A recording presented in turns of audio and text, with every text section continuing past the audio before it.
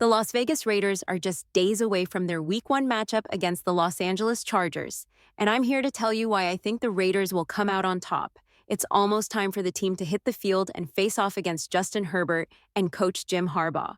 You can feel the excitement in the air as the season opener approaches. There are so many storylines heading into this game. For starters, it will be Luke Getzey's first time officially calling plays, which is huge. Then there's the question about our offensive line. Are they healthy enough? And don't even get me started on the defense or the quarterback situation. It's all anyone's talking about right now, and there's a lot to unpack. Personally, I think it'll be a close game. It might come down to just one or two key possessions. It's Herbert versus Minu, but the real focus needs to be on the Raiders' defense. We have a lot of faith in our secondary and our front four, but there's one area that's been a bit shaky under Patrick Graham: stopping the run. Now, he hasn't been terrible at it, but we need to tighten up in that department. With Jim Harbaugh back in the NFL, the Chargers are likely going to focus on running the ball, especially since they've moved on from players like Keenan Allen. And if they can run the ball effectively, they'll be able to eat up a lot of time on the clock. That's what teams like the Ravens do so well. But here's the catch: if you're going to control the clock, you have to score touchdowns. The Chargers will be aiming to do just that, so our red zone defense has to be rock solid. We need to stop those long drives and get the ball back, plain and simple. Here's the thing: I'm not fully convinced our offense can consistently score whenever we need them to. We'll need Luke Getzey to dial up the right plays and for Gardner Minshew to get into a rhythm early. If that doesn't happen, the defense will have to carry the load and create more scoring opportunities. It's okay if our offense has to settle for field goals at times, but our defense can't afford to stay on the field too long. If we don't shore up the run defense, it could put us in a tough spot. That's the first big key to this game. The second point I want to make is something not a lot of people are talking about. It's a bit of a hidden narrative. When we hired Antonio Pierce, AP, as head coach, Jim Harbaugh was actually one of the names in the mix. This game is AP versus Harbaugh, and I think that adds an extra layer of intrigue to this matchup. I've been saying this for weeks ever since the schedule was announced. Antonio Pierce knows exactly what's at stake. Remember, some players even said, "Trade me if AP isn't the guy." That tells you everything you need to know about how motivated this team is. The Raiders are going to give it their all to win this game for Antonio Pierce. But here's what I'm looking for from AP. We know he's an incredible motivator. He's proven that by getting guys like Christian Wilkins and Jack Jones to perform at their best. But being a head coach in the NFL is more than just motivation. It's about making smart decisions under pressure. When do you go for it on fourth down? When do you call a timeout? When do you overrule and say, "I want a blitz now," or "let's take a deep shot"?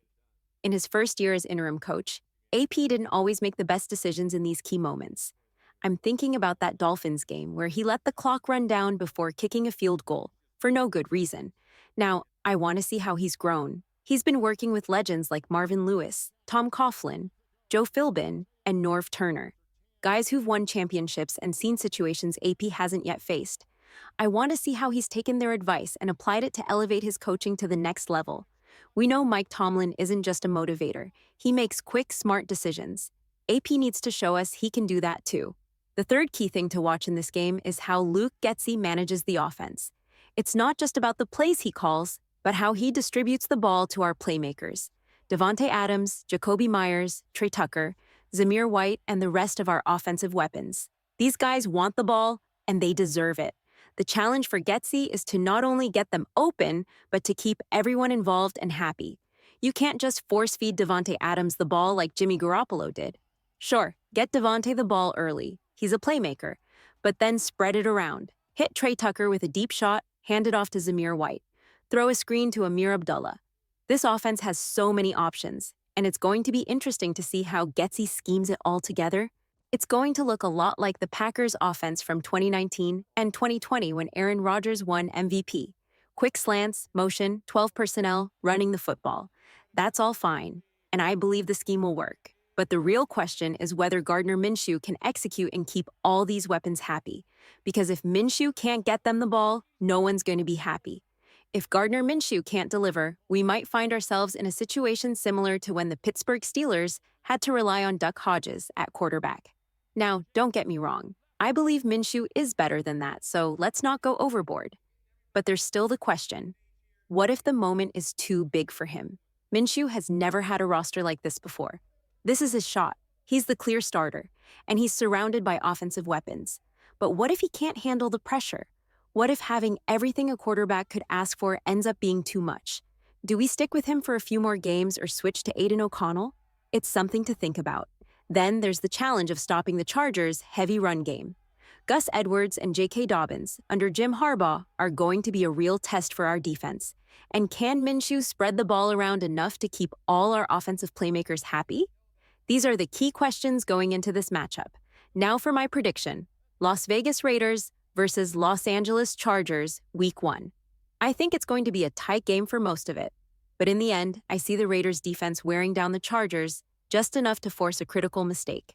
A turnover, whether it's a fumble, an interception, or a turnover on downs. At that point, we'll capitalize. I'm predicting a final score of 24-13 with the Raiders starting the season 1-0. Now, I want to hear from you. Drop your predictions in the comments below. How do you see this game playing out? What's your final score? What are your key takeaways? What are you most excited or worried about? Also, don't forget to join our Discord. The link is in the description below. It's free, and it's a great way to chat with other Raiders fans during the game. And if you want to support the channel, head over to Patreon at patreon.com/AllaRaiders. For just $5 a month, you'll get your name in the credits, early access to content, and exclusive videos. Lastly, be sure to subscribe to the channel. It's completely free and helps us out a lot. Thanks for watching, and I'll see you next time.